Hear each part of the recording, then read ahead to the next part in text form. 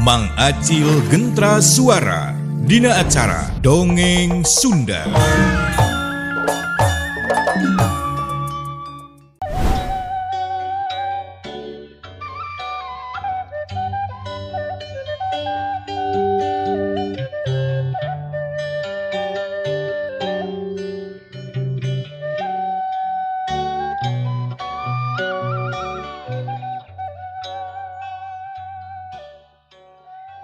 Harita Ahmadi jeung Idon terus indit ninggalkeun imah Abah Anang anu maksud nama arek neangan ramuan dang daunan sakumaha papatahna Abah Anang. Harita kasurung ku rasa penasaran dina jero hatena ngaranna ogenan indung ka anak nempodar mengelempreh teu sadar-sadar teh po Iwin ngagerentes dina hatena.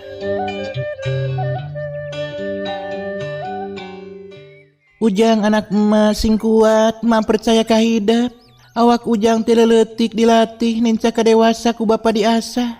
Mak yakin hidup teh kuat. Moal kitu-kitu wae Ujang geus bibanda urat kawat balung besi. Kulit wajah tenggelan rohaka piraku eleh kitu-kitu wae. Kitu cek Iwin ngagerentes dina hatena. Hampura bibi kasep. Lamun teu patelak jeung bibi mah Ujang teh moal dugikeun ka kajadian kieu. Padahal lamun Ujang nyarita mah yen kuring teh Darman budakna babawi kanta piraku ece ge moal jol-jol nafsu meureunan. Kitu cenah cik Asi. Trila Iwin teh kasurung ku rasa penasaran pok tumanya harita teh ka Asi. Keke kumaha atuh teh ai? Nah ai teh nyarios kitu nah di mana patelakna tah jeung si Ujang teh? Waktu sebengi ece kajantenana nama kieu kanggo caritana teh. Barabat nyaritakeun lalakonna. Ti mimiti manehna keur latihan sorangan di buruan. Nepikeun ka nganyahoankeun dua wujud jelema anu jejorelatan. Terus kumanehna teh disampeurkeun. Sanggeus nyaritakeun lalakonna, pok Asih teh mungkas caritana. Tak kitu ece anu kaalamanana teh. Pantesan atuh. Nepikeun ka kapiuhan kieu. Keur maeukeur awak Jang Darman teh kakarapuli. Dermaksakeun ngaluarkeun tanaga lapisan. Wah, sok rada bangga ieu mangubaranana. Geus gelis.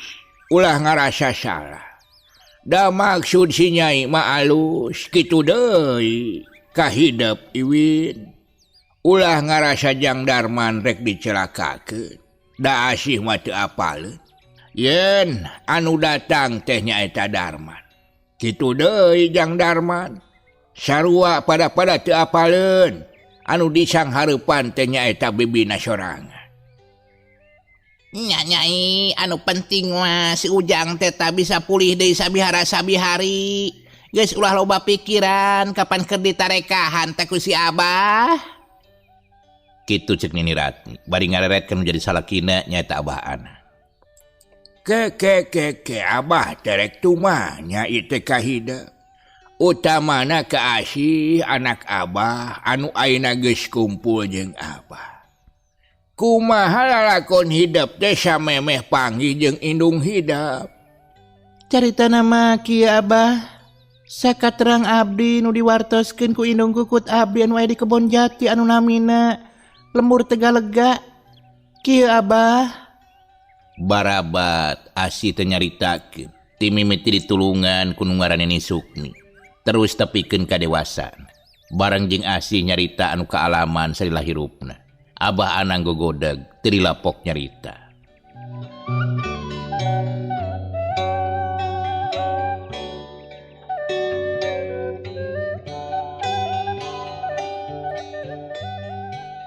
Benar-benar si Gaper teh geus ngaruksak tah. Geus karaksukan ku setan jeung iblis tepikeun ka tega ngalakukeun kitu ka kulawarga aing. Sok didagoan ku aing sia Gaper, urang ijen patutunggalan jeung aing. Dagoan bae di mana jeung iraha, lamun heueuh sia lalaki prak ulah miyuni hayam kabiri sia. Kitu cenah cik Abah Ana. Ai, nah nepikeun ka kitu nya nasib teh. Lamun seug teu aya anu menak tah ku Nini Sukmi, duka kumaha atuh nasib ai teh. Mohon bibi urang teu muji syukur ka Anu Maha Agung, ka kersan Anu Maha Kawasa. Wirehna masih kena dipercanten tekang hukum melendang di alam dunia. Cukang lantaran anak Masukmi anu perantos mendakan bibi dugikeun ka tiasa kempeng hariung diserang Abah. Kitu deui Enin, tapi hanya akal kayan Kang Darman. Tatu deui. Moal lami kitu Kang Idon sareng Mang Ahmadi teh kanggo nyiar landongna Abah. Kitu cek Oci. Tumanya ka Abah Anang. Terila Abah Anang teh nyarita. Moal Nyai Gelis, moal lila ieu. Da geus nyahoeun bari jeung teu pati jauh. Abah punten. Asi bade tumaro saur Maratmi anu terangeun pami ngalawanan. Wawasan anu dipibanda ku Jajadu Garong teh anu ngaran Gaper kedah kumaha mayunanana Abah. Nya Abahna, Abah maluwi paham takana jurus-jurus anu dipibanda ku Ayang Surawaja. Jeung deui geus hiji kapasian, Abah mah apal kumaha katang tuanana lamun seug patelak jeung musuh anu mibana jurus Puragabaya. Utama namanya ngahareupan wawasen ajian pamungkas. Sabab si Nyai basa patelak jeung anu ngaran si Japra lain teu bisa nungkulan. Ngan si Nyai teh teu apal cara naklukeun ajian puseur geni teh anu dipibanda ku nu ngaran si Japra. Jadi we si Nyai teh ampir-ampiran babor karahayuan. Lamun seug teu kanyahoan ku nini mah. Cacap nyarita kitu Abah Anang ngarti. Kana naon anu dipimaksud ku Nini Ratmi.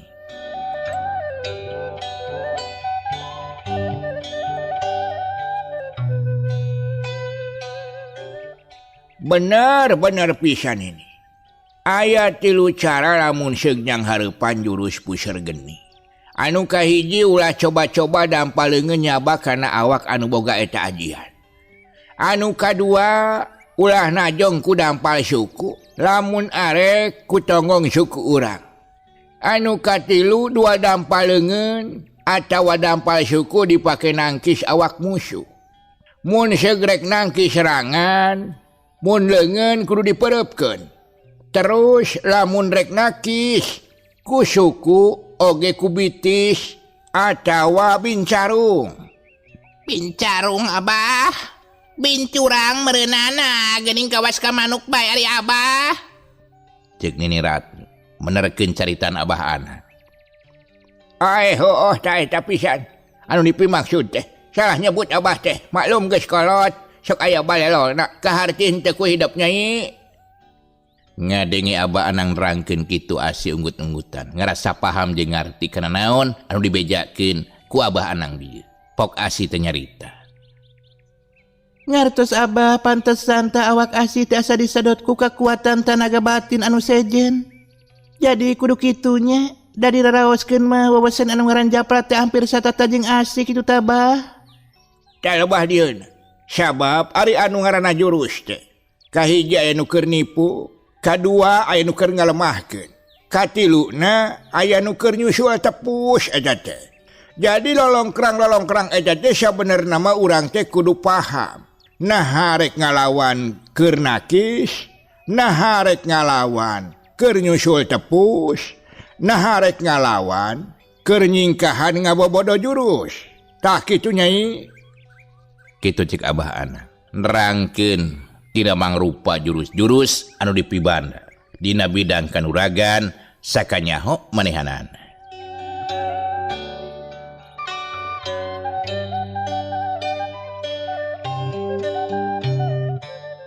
Sabot Abah Anang keur nyarita uplek pisan jeung nu jadi anakna. Dibaturan oge ku Nini Ratmi oge disaksian ku Iwin. Torojol teh Ahmadi datang anu tas ngala dangdaunan keramuan. Punten Abah. Geuningan mati geus datang deui euy. Syukur atuh. Aya eueuh nu di tanganana. Keladesan Abah aya pisan itu. Deet keur ubarnam Abah. Mudah-mudahan we teh janten lanong si Kasep cereh damang kitu tah. Heeh, benar. Syukur Abah bunga itu ye. Mana Jang Idon? Abdi, aya Abah di abdi mah ya. Nuju ngageberan dada. Dada hareudang oge itu ye. Bayeng yang Abah. Biasa itu rada kacapean panginten neme. Adatna ujang capek saeutik mah euy. Kudu sabar eta teh. Kumaha tu abah itu ya? Langsung diracik wae teh sakantenan. Atanapi bade ku abah. Nya sok we ka ditu madi. Nyane geus apal cara-carana keur ngaraci. Kalamun geus beres bawa di ka dieu. Arek diinumkeun ka si Sujang. Oh, mangga atuh abah pun kitu mah sumuhun. Sakedap atunya dikantun heula, disim abdi bade ka goa. Nya sanggeus bebeja kitu maleos, Ahmadi teh ngaleos dituturkeun ku Idon. Terus ngaracik dangdaunan sakumaha nu sok diajarkeun ku abah anak. Lamun seug pareng nambaan tatu nu aya di jero.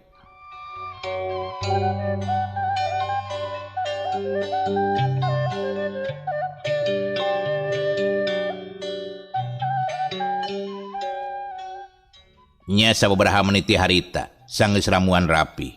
Jeung Ahmad ditenangtung kalacat ka tengah imah. Tuluy ngadiketan deui ka abah anak. Dah, ieu abah yeuh. Cai ramuanana parantos rengse. Hihi, mangga abah mangga. Heeh, Madi. Nuhun euy. Cik abah anak bariga nampanan cangkir anu diasongkeun ku Ahmadi. Ari Maratmi jeung Oci harita teh kebat ka dapur, maksudna marek nyadiakeun dahareun da waktu geus beurang. Sanggeus Nini Ratmi ngaleos, pok Iwin teh nyarita ka abah anak.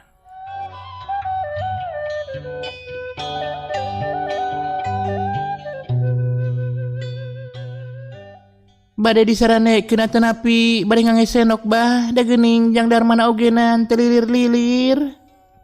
Wios nyai lah kin ku mamang ieu hawatos sok-sok calik-calik we lah di dinya. Bilih Jang Darman milarian pas sadarna ke. Leuheung we upami aya mah. Jung Ahmad ditenangtung, maksudna marek nyokot senok ka dapur. Ti lagi storojol deui bari jeung mawa senok. Song diasongkeun ka abah anang, gap ditampanan. Song senok teh diatalkeun kana bibir Darman anu dieusi ku cai ramuan. Tilila ka tempo. Genggerong Darman usik, siga nu keur ngeleg eta cai nu diasongkeun ku abah anak. Pok Iwin teh nyarita. Alhamdulillah abah Jang Darman tos tiasa ngarespon teh kenana anu dilakukeun eme. Nya nyai. Urang teh kudu bisa negeskeun kana kaayaan Jang Darman. Ieu mah jiga-jiga keur sare tibra. Nilik dina denyutna mah ieu. Napasna normal. Jiga keur aya di alam pangimpian. Tapi saha nu mawa na atuh ulah melang nyai. Ulah hariwa Jang Darman teu naon-naon. Keun sina sare tibra bae. Engke bakal hudang sorangan ieu. Antep pu ayeuna mah itung-itung direureuhkeun. Cacap nyarita kitu. Iwin ngahuleng, bangun anu mikiran carita abah anang. Tilila ngagerentes dina sajeroning hatena, bari jeung usapan awak Darman anu jadi anakna. Jang, ieu emak lamun bener naon nu bieu diucapkeun ku aki hidap mah bunga. Sok kasieun teh awak ujang teh bisa nahan kana tanaga lapisan anu dibalukarkeun ku tanaga musuh. Didoakeun kasep hidap teh sing jagjag di sabihara-sabihari. Oge sing bisa males pati tah ka jalma-jalma anu geus biadab, utamana anu geus ngarapati ka bapa hidep. Nyai sing percaya ieu kana naon nu bieu diucapkeun ku si abah. Si Ujang mah moal naon sok sing janglar wae moal naon geulis. Muhun emak sakaterang Ocih ge basa Kang Darman ngalempreh kieu teh.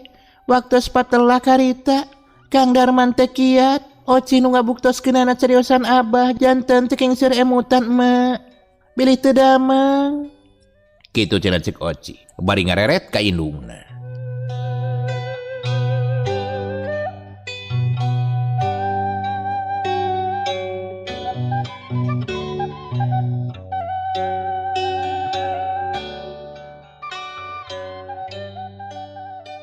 Ari di luar harita teh abah anang Ahmadi jeung Idon keur uplek nyarita. Nyaritakeun kayaan di lembur. Sajeroning abah anang lunta. Madi, jeung bejaan batur anu sok biasa latihan. Ku abah di dagoan, tah kumpul di dieu ieu. Rek aya badami keuneun ngeunaan kasalamatan lemur jebulan. Oh, kitu Abah, mangga atuh sumuhun. Abdi sejak pamit wae. Supados dibujeng engalna. Cek Ahmadi harita teh. Teu talangke jeung nangtung samemeh ngaleos teh ngalieu heula ka Idon. Pok nyarita. Jeung Idon, bade di dieu bae atawa bade ngiring ieu teh? Mamang bade ngabejaan murid-murid Abah. Ada molami tah katungtung lemur tebihna ogenan. Hihihi. Ngiring atuh mang sakantenan jalan-jalan ye. Mapai-mapai lemur jebulan. Supados wanoh jeung urang jebulan. Pan upami tos wanoh make sugan we atuh aya nu bogoh. Nah, teh sok aya-aya wae atuh. Hayu, syukur-syukur. Mamang teh supaya batur keur ngobos. Hihihi. Alah, nya hayu lah sugan we nu kapincut atuh kujang Idon tah. Ke di jalan. Sabot nyarita kitu. Idon ngalieu ka Oci. Ari anu diliuk bangun surti terus imut. Keur kitu karasana ku Idon teh ser. Nun. Aya nu ngadupak kana hate Idon seblak kana jantung. Rarasaan terek murag. Pok Idon ngagrentes. Oci pupu janing ati, duh eta imut. Anu ngandung pangirut kana hate akang. Kelet nu mantak nyeredet. Eta dilaksot nyai. Nya ieu nu disebut cintrong teh meureun. Sabot Idon keur neuteup kitu, Oci ngajanteng. Pok Oci ngagrentes oge dina hatena. Kang Idon, Oci bakal ikrar jang jadi hate moal aya lalaki anu bisa mukakeun hate Oci. Iwati Kang Idon sorangan. Sing percanten Kang. Cinta Oci mung kanggo akang nyalira. Ti luhur saibas rambut, ti handap saibas dampal. Mung kanggo akang nyalira. Kitu cenah cek Oci. Bari ngadila ka Idon.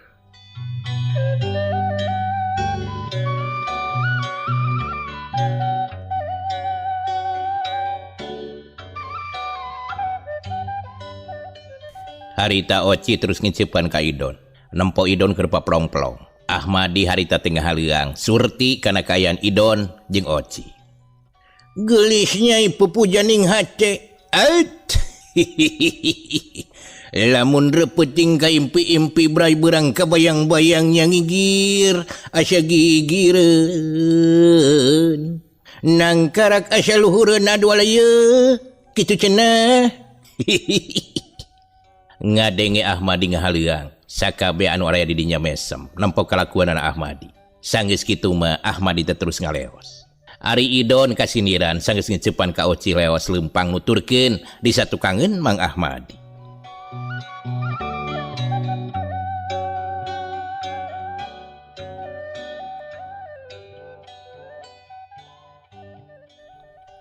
Kaayaan lembur harita, wanci geus nyedek kaburit. Reangna sasatoan anu aya di sabulureun eta lemur disarada. Sarupaning adag-adag patemalan jeung tonggere. Manuk saeran jeung manuk ungkut-ungkut silih tema. Ramena bancet anu recet di sisi sawah nandakeun wanci geus are kaburit. Sakedeung deui oge bakal hibar layung. Maklum imahna Abah Anang teh teu jauh jeung pasawahan. Sabot kitu kadenge hawar-hawar di tengah lembur. Sora adan nandakeun ngahiap-hiap ka sakurna umat. Pikeun ngalaksanakeun kewajibanana dina waktu eta. Pok Abah Anang teh nyarita kanini Ratmi. Tageuni geus adat. Ya urang ngalaksanakeun salat heula. Urang menta-menta kanu kawasa. Muga-muga si Ujang teh sing digancangkeun deui sehat sabihara-sabihari. Cacap nyarita kitu jeung sakabe anu aya di dinya narangtung. Leos ka musola nyaeta anu aya di satukangeun imahna Abah Anang. Aya hiji musola anu sok biasa dipake sarolat ku sakabeh murid-muridna Abah Anang. Sanggeus ngalaksanakeun salat sakmamistina Abah Anang teh terus ngadua menta-menta ka Gusti anu mawelas asih. Nyuhunkeun kamurahanana mugia anu karandapan ku kulawargana Abah Anang teh sing bisa tereh-tereh direngsekeun.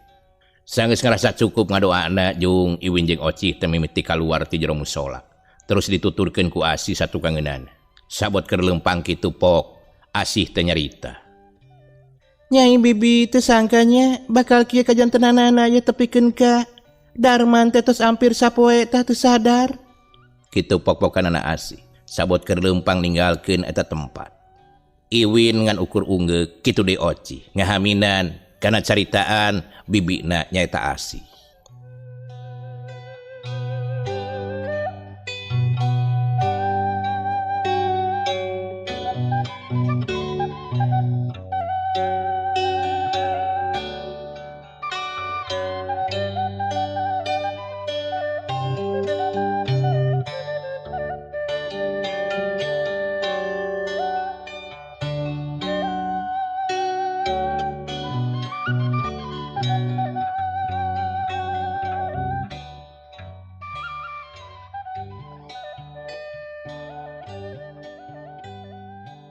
Ayeuna urang malikan deui Abah Anang anu masih kene aya di jero musola. Sanggeus sakabeh naringgalkeun musola tinggal Abah Anang we sorangan.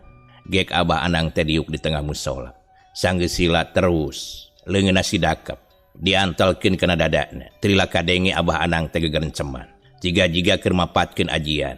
Sababaraha menit harita kadenge ku Abah Anang aya sora ajag anu babau. Disaluareun eta musola. Terus dituturkeun ku sora angin anu seah jelas pisan kadenge ku Abah Anang. Trila eta sora angin teh asup ka jero musola. Assalamualaikum wilujeng sumping aya. Sanggeus eta sora angin anu tadi seah asup ka jero musola. Jeprepe pok kadenge aya sora aki-aki anu ngajawab salamna Abah Anang. Eta sora teh pikeun Abah Anang mah hiji sora anu geus ngancik dina dirina apal kana sora guruna. Waalaikumsalam warahmatullahi wabarakatuh. Anaki ulah hariwa si Darman ku aki raga lemesna keur dibawa keur nuluykeun ajian jurus-jurus Puragabaya pikeun yang hareupan sigape. Sok anak anjeun kudu siapkeun murid-murid anu bener-bener geus saria pikeun yang hareupan sigaper jeung balad-balad. Kitu amanat eyang. Barang jeung repehna eta sora hiuk angin teh ngagelebug deui maning ngahiuk tarik. Bekirila eta sora teh beuki ngajauhan. Tungtungna les teh kadenge deui ku Abah Anang. Bray Abah Anang teh ngabeuntakeun panonna pok ngagerentes dina hatena. Bener pisan tapi rasat aing teh pasti kitu ta incu ai keur dilatih tah ku ayang guru. Kitu pok-pokan anak Abah Anang bari jung nangtung maksudna merek ninggalkeun eta musola. Sameme asup ka jero imah Abah Anang teh ngadeuketan heula ka Nini Ratmi anu keur sasapu di pipireun imah. Barang serog teh ka hareupeunana. Pok Abah Anang haharewosa. Da maksudna mah meureunana bisi kadengen ku Asi kitu deui ku Iwin anu aya di jero imah.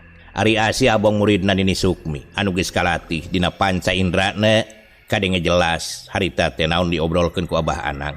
Nyarita ka Nini Ratmi. Aya naon Abah mani kudu harewosan geuning jiga keur anu bobogohan bae kudu harewosan ieu. Hus jap Nini ieu teh aya nu kudu dibejakeun ngeunaan kaayaan si Sujang deuleu. Ngadenge Abah Anang nyarita kitu pok Nini Ratmi teh nanyakeun. Kumaha ieu kaayaan si Sujang teh Abah? Nah atuh mani kudu diharewoskeun. Dasar Nini kolot kumaneh ya. Si Sujang teh lain pingsan, sapingsan-pingsana. Lain kapiuhan weueuh tungtungna tapi keur dibawa sukmana teh ku ayang Surawaja deuleu. Ngadenge caritaan kitu Nini Ratmi bunga, kitu deui Asi. Najan aya di jero imah tapi kadenge jelas kana caritaan anu dibejakeun bieu ku salakina nyaeta Abah Anang. Asi anu miresep kana eta caritaan pok ngagerentes dina hatena. Aing asa pernah ngadenge ngaran Eyang Surawaja. Lamunnya bener Eyang Surawaja nu disebutkeun bieu ku Abah.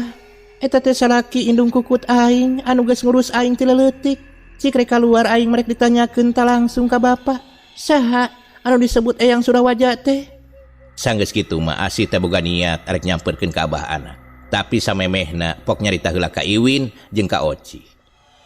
Ece, kitu deui ka Oci, bibi kacai heula nya. Da bibi ogenan molila ieu. Ari bibi jol-jol ngajengkat bae kaluar. Aya naon kitu bi? Ih, bibi maneh mah jigana geus kabelat ye geulis. Keun bae bisi kaborosotan di jero imah, dadah teuing. Kitu cenah cek Iwin, bari ditungtungan ku nyarenge. Nya sanggeus kitu mah, Asi teh terus kaluar, nyamperkeun ka Abah Anang, anu kabeneran pisan Nini Ratmi geus asup deui ka jero imah. Arek ngasurkeun seuneu di hawu, da keur nyangu.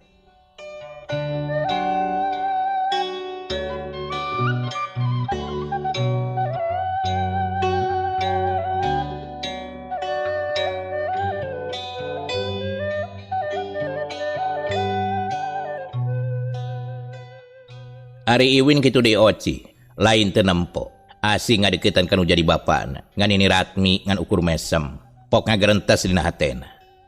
Mani kayung yun tanu jadi bapak kanu jadi anak jiga nu sarono. Ayeuna bisa panggih meureunana heueuh mang taun-taun. Kitu cenah cek Nini Ratmi. Harita asih kasurung kurasa penasaran dina hatena. Anu basa tadi nyaritakeun hiji ngaran anu ngaran Eyang Surawaja. Pok asih teh ngamimitian nyarita tumanya ka Abah Anang. Bapak, tesawios asih tumaros. Kitu cenah cek asih. Bari melong kanu jadi bapana. Aya naon nyai nu rek ditanyakeun teh? Sok-sok kadinya, sugan bapak bisa ngajawab. Kitu cenah cek Abah Anang bari jeung nyerengeseuri. Saha Eyang Surawaja teh? Kitu pok-pokanana asih tumanya ka Abah Anang. Ngadengi asih nanya kitu sakedapan mangahuhulang wae. Teu dilapok Abah Anang teh nyarita. Ke nyai. Nah hati mana tah nyai bisa apal ka Eyang Surawaja? Kumaha ieu teh? Sakualer heula saha ari Eyang Surawaja teh? Asih ngupingkeun basa Abah tah waktu di luar. Nyarioskeun Janjang Darman teh di bawah lembutan anak cenah ku Eyang Surawaja. Saha eta teh Eyang Surawaja teh Abah? Sabot asih nyarita kitu Abah Anang ngagarentes dina sajeroning hatena. Wah, saha guru anu geus ngawaris ilmu kanuragan ye nepikeun ka anak aing pangdengena sakitu jauhna ogenan bisa mirasapkeun kana pagunaman aing jeung si Nini tah. Panasaran aing mah.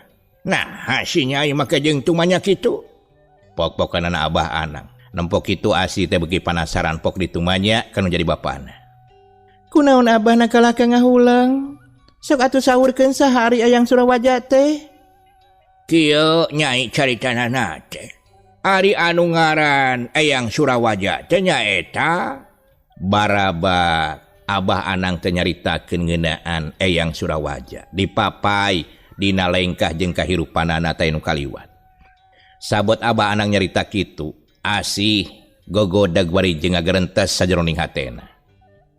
Berarti ngan hiji-hijina anu bogaeun kitab haur ireng teh nyaeta Eyang Surawaja. Bener sakumaha caritaan ini Sukmi. Nya sabot ngahulang kitu asih. Abah Anang mungkas caritaanana.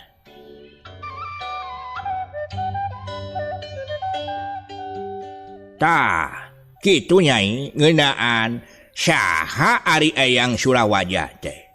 Terus Abah terek nanya ka nyai, nah jiga nu panasaran kana eta ngaran nepikeun kana lek kitu ka Abah cik bejaan atuh. Kitu cik Abah Anang. Nya geus kitu mah asih teh teu talangke nyaritakeun naon rupa nu kaalaman ku manehanana. Terus saha anu jadi indung kukutna salila ieu. Pok asih teh nyarita. Abah, pami dipercanten nembe nguping caritaan Abah yen istrina Eyang Surawaja teh namina Sukmi. Tanu dipimaksad Sukmi ku Abah teh nyaeta indung kukut abdi sakaligus anu ngatik ti leutik ku pangarti, ngasah ti bubudak ku pangabisa, ngasuh ku pangaweruh tepikeun ka asih dewasa. Malahan mah di sela-selana nuju aya salsena waktos eta Nini Sukmi teh sok nyaritakeun saha ari namina Eyang Surawaja anu mibanda kitab haur ireng. Anu dilebat eta kitab teh aya 3 tingkatan, pami telepat mah nu kahiji jurus Puragabaya sakantenan sareng ajian Puseraga anu disarengan ku ajian Puseraga. Dupi eta ajian teh kumpulanana 4, puseur ngajadi hiji, puseur geni, puseur bayu, sareng puseur bumi. Ngumpul ngajadi hiji dina ajian Puseraga. Tingkatan anu kadua ajianana rungkad tunggul, anu katiluna ieu ilmu teh lamun geus sampurna kapiboga elmuna bakal eueuh lawana anu disebut saur Nini Sukmi mah ajian pancaraga. Tah eta Abah duka kumaha Nini Sukmi oge nan teterangeun. Da saurna teh sababaraha lemar anu aya dina kitab haur ireng teh tos dihapus ku Eyang Surawaja. Saurna mantak ngabahayakeun lamun seuk aya nu maling mah. Kitu tah Abah caritana Nini Sukmi mah. Ngadenge asih nyarita kitu Abah Anang unggut-unggutan. Teu dilapok nyarita deui.